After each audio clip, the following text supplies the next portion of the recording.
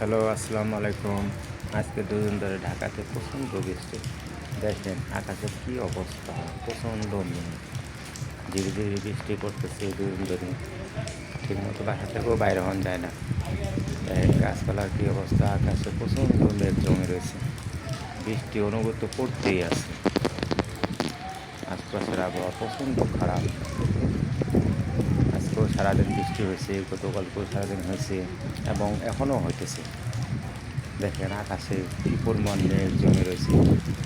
দূর দূরান্তে দেখুন বৃষ্টির পানি জমে রয়েছে জলবায়ুতে।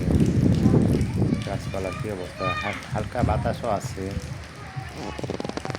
আবহাওয়া কদিন ধরে খুবই খারাপ, ভালোই বৃষ্টি হতেছে এবং কি আবহাওয়া অনেক ঠান্ডা। গরমের তাপমাত্রা বলতেই নেই এখন। ফ্যান চালানোর প্রয়োজনই পড়ে না দুদিন ধরে। কয়েকদিন আগে যে প্রচণ্ড গরম ছিল, এই গরমে মানুষ অস্থির হয়ে গেছে। দেখেন আল্লাহ তাআলার কি নিয়ামত, দুদিন ধরে বৃষ্টিতে আবহাওয়া অনেক ঠান্ডা হয়ে গেছে।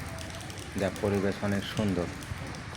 গাছপালা পশু পাখি দেখেন কী অবস্থা, সব সুন্দর পরিবেশে পরিণত হয়েছে। আজকেও মনে হয় সারা রাত ধরে বৃষ্টি হতে পারে।